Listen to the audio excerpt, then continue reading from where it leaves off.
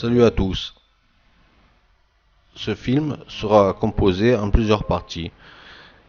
Comme je vais être contraint d'accuser des personnes connues, je ne pourrai pas le faire en une fois, car en cas de retrait des sites de visionnage, l'essentiel vous le perdrez. Alors je vous mets d'abord l'essentiel, c'est-à-dire les preuves du texte du Nouveau Testament, et après je vous expliquerai l'affaire avec les personnes concernées. Ça, s'ils en enlèvent un, ils ne pourront pas enlever l'autre. Alors ça c'est l'Évangile selon Marc chapitre 4. Car il n'est rien de caché qui doit être découvert, rien de secret qui doit être mis au jour.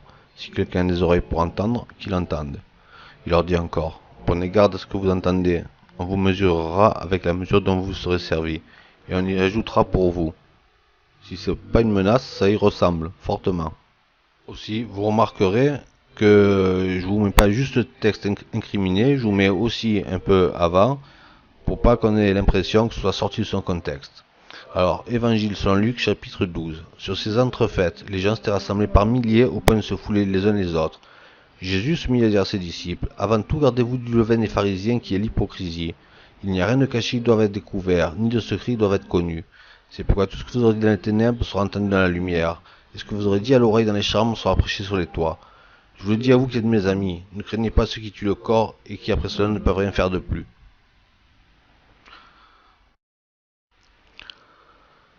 Évangile selon Luc, chapitre 8. Personne après avoir allumé une lampe ne la couvre d'un vase ou ne la met sous un lit, mais il la met sur un chandelier afin que ceux qui entrent voient la lumière. Car il n'y a rien de caché qui doit être découvert, rien de secret doit être connu et mis au jour. Prenez donc garde à la manière dont vous écoutez, car on donnera à celui qui a, mais à celui qui n'a pas, on notera même ce qu'il croit avoir. Alors ce passage est très intéressant. Alors je vous explique. La loi ou les prophètes, la loi c'est l'ancienne loi de l'Ancien Testament des Israélites, et les prophètes c'est les hommes qui ont parlé de la part de Dieu, les prophètes, et ils ont fait des prophéties sur ce qui allait arriver par la suite. Alors c'est l'Évangile selon Matthieu chapitre 5. Ne croyez pas que je sois venu pour abolir la loi ou les prophètes. Je suis venu non pour abolir, mais pour accomplir. Et il les accomplit, lui. Mais le nouveau commandement, le Nouveau Testament, c'est qu'il faut réaliser les prophéties. Vous allez voir par la suite, vous allez vite comprendre. Vous voyez, dans ce passage, le Christ, il explique aux apôtres que ça doit être ainsi. C'est l'Évangile selon Matthieu, chapitre 26. Il dit, penses-tu que je ne puisse pas invoquer mon Père qui me donnerait à l'instant plus de 12 légions d'anges? Mais comment donc s'accompliraient les Écritures d'après lesquelles doit en être ainsi? L'Écriture, c'est le nom donné par les contemporains du Christ à l'Ancien Testament. En ce moment, Jésus dit à la foule, vous êtes venus comme après un brigand avec des épées et des bâtons pour vous emparer de moi. Mais j'étais tous les jours assis parmi vous enseignant dans le temple et vous ne m'avez pas saisi. Mais tout cela est arrivé afin que les écrits des prophètes fussent accomplis. Alors tous les disciples abandonnèrent et prirent la fuite.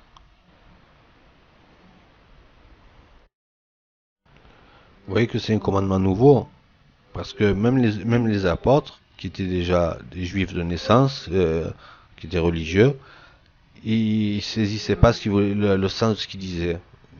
L'évangile selon Luc, chapitre 18.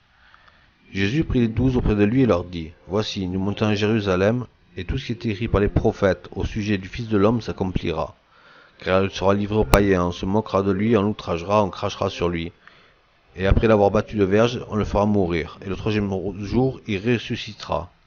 Mais ils ne comprirent rien à cela. C'était pour eux un langage caché, des paroles dont ils ne saisissaient pas le sens. Évangile selon Luc, chapitre 24. Alors Jésus leur dit à ses disciples, ô hommes sans intelligence et dont le cœur est lent à croire tout ce qu'ont dit les prophètes, ne fallait-il pas que le Christ souffre ces choses et qu'il entre dans sa gloire? Et commençant par Moïse et par tous les prophètes, il leur expliqua dans les Écritures ce qui le concernait. Encore un passage. Évangile selon Luc, chapitre 24. Il leur dit, c'est là ce que je vous disais lorsque j'étais encore avec vous. Il fallait que s'accomplisse tout ce qui est écrit de moi dans la loi de Moïse, dans les prophètes et dans les psaumes. Alors il leur ouvrit l'esprit afin qu'ils comprissent les Écritures. Alors vous voyez, ce passage, il est très intéressant. C'est l'Évangile selon Jean, chapitre 4. Jésus leur dit, Ma nourriture est de faire la volonté de celui qui m'a envoyé et d'accomplir son œuvre. Parce qu'il y a un plan caché de Dieu pour convertir tout le monde. Et les réalisations des prophéties doivent mener à que tout le monde se convertisse au christianisme. Vous allez voir. Épître de Paul aux Éphésiens, chapitre 1. En lui, nous avons la rédemption par son sang, la rémission des péchés, selon la richesse de sa grâce, que Dieu a répandue abondamment sur nous pour toute espèce de sagesse et d'intelligence, nous faisant connaître le mystère de sa volonté, selon le bienveillant dessein qu'il avait formé en lui-même, pour le mettre à l'exécution lorsque les temps seraient accomplis, de réunir toutes choses en Christ, celles qui sont sur les cieux et celles qui sont sur la terre. Il parle du début des prophéties à l'Apocalypse, à la revenue du Christ qui doit revenir. Vous voyez, ça c'est un passage super important. Parce qu'il y en a beaucoup qui croient que quand les prêtres, tout ça, ils n'ont pas le droit de faire d'injustice, ils n'ont pas le droit de mentir, ils n'ont pas le droit de faire du mal. C'est faux. C'est faux. Pour réaliser les prophéties, ils peuvent faire ce qu'ils veulent, ils sont sous la grâce. D'où le mythe des Illuminati, c'est des chrétiens qui se comportent comme les pires des mécréants. C'est ça. Et eux, ils laissent courir ce mythe, Illuminati. Parce que tant que vous imaginez que c'est Satan et ce genre d'idiotie, regardez pas la réalité. Que c'est écrit dans le texte qu'il faut le faire. C'est pas bête, je veux dire, hein, comme idée. Épître de Paul aux Romains, chapitre 3. Mais si notre injustice établit la justice de Dieu, que dirons-nous? Dieu est-il injuste quand il déchaîne sa colère? Je parle à la manière des hommes, loin de là. Autrement, comment Dieu jugerait-il le monde?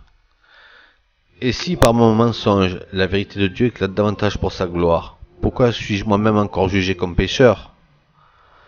Et pourquoi ne ferions-nous pas le mal afin qu'il en arrive du bien? Comme quelques-uns qui nous calomnient prétendent que nous le disons. La condamnation de ces gens est juste. Vous remarquerez aussi la façon hypocrite. Il dit, et pourquoi ne ferions-nous pas le mal afin qu'il en arrive du bien? Et après il dit, comme quelques-uns qui nous calomnient prétendent que nous le disons. La condamnation de ces gens est juste. D'abord, il affirme une chose, et pourquoi ne ferions-nous pas le mal afin qu'il en arrive du bien? Et après, il tourne la phrase, ils disent que c'est eux qui les calomnient. Vous voyez? Pour dire, nous, on fait pas ça.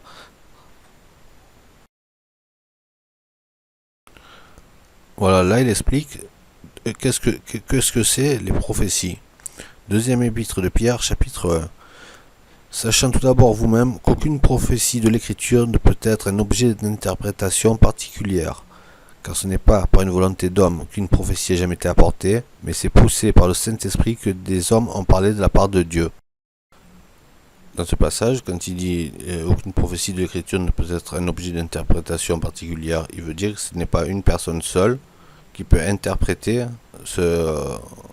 les prophéties. Vous allez voir de suite, il explique comment s'en servir. Et là, il explique le fonctionnement, comment se servir des prophéties. Ils se réunissent et ils déterminent qu'est-ce qu'ils peuvent faire pour la réaliser. Quel sens ça pourrait avoir. Vous voyez, c'est le premier épître de Paul aux Corinthiens, chapitre 14. Pour ce qui est des prophéties, que d'où trois parlent et que les autres jugent.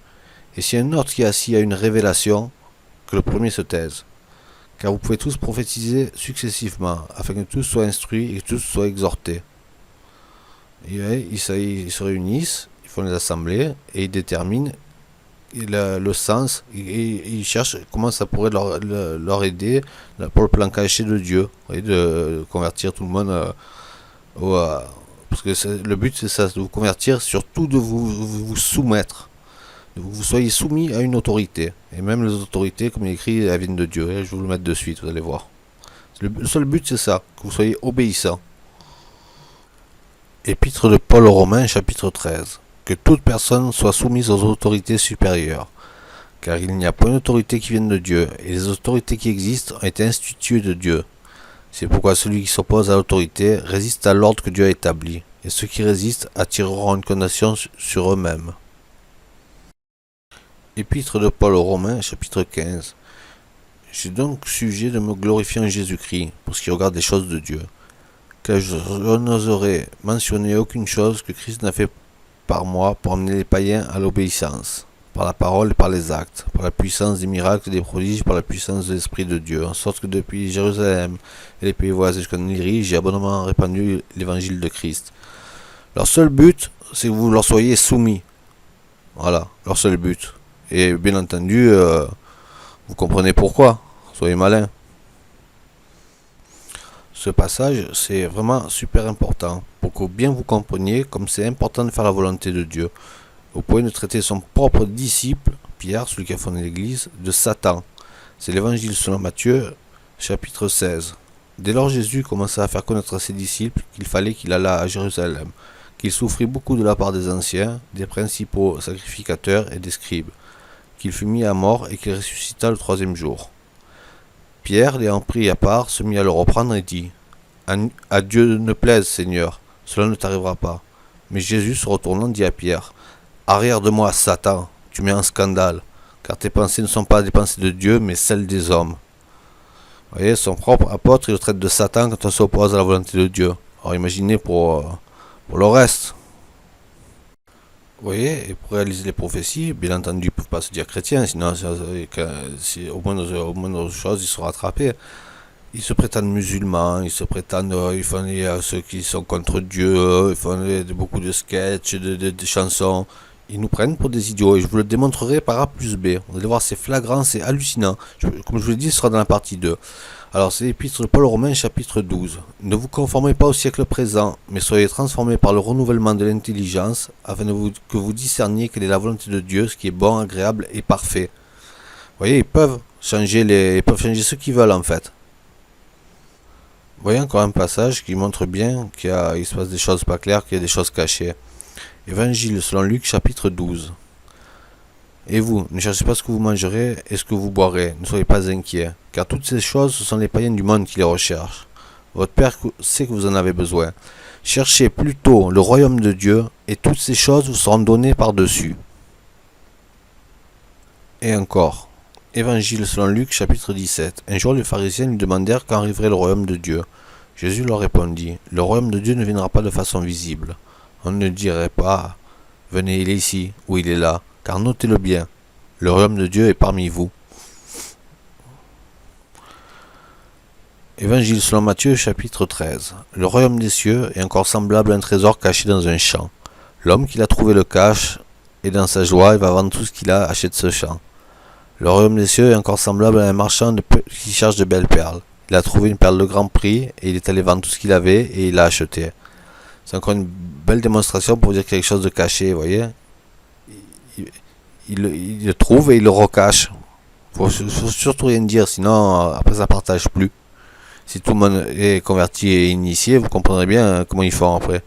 Il n'y aura pas pour tout le monde. Il faut faire en sorte que les uns ils ont et les autres ils ont pas, ils savent pas. À propos de la grâce, c'est l'épître de Paul aux Romains, chapitre 6. Ne livrez pas vos membres au péché, comme des instruments d'iniquité, mais donnez-vous vous-même à Dieu comme étant vivant de mort que vous étiez, et offrez à Dieu vos membres comme des instruments de justice. Car le péché n'aura point de pouvoir sur vous, puisque vous êtes non sous la loi, mais sous la grâce. Quoi donc ? Pécherons-nous parce que nous sommes non sous la loi, mais sous la grâce ? Loin de là. C'est-à-dire qu'ils ne vont pas pécher volontairement pour rien, mais quand ils réalisent les prophéties, ils sont sous la grâce. D'ailleurs, vous avez qu'à ouvrir un livre d'histoire, vous allez voir comment ça se fait écrit. Tu tueras point, et ils faisaient l'inquisition, ils tuaient et tout. Et le texte, il n'a pas changé depuis le Moyen-Âge. Vous me direz que ça a évolué. Bien sûr, je suis d'accord avec vous, mais le texte, il n'a pas changé. Et ce qui était permis au Moyen-Âge est toujours permis aujourd'hui. À moins que le texte a changé, je veux dire, entre-temps, mais bon. Vous voyez, de leur point de vue, les seuls qui les justifient, c'est Dieu. C'est-à-dire qu'eux, ils se considèrent au-dessus de tout. Il n'y a que Dieu qui peut les juger. Alors c'est l'épître de Paul aux Romains, chapitre 8. Que dirons-nous donc à l'égard de ces choses ? Si Dieu est pour nous, qui sera contre nous ? Lui qui n'a point épargné son propre Fils, mais qui l'a livré pour nous tous, comment ne nous donnera-t-il pas aussi toutes choses avec lui ? Qui accusera les élus de Dieu ? C'est Dieu qui justifie. Assez inquiétant comme mentalité, vraiment. Hein.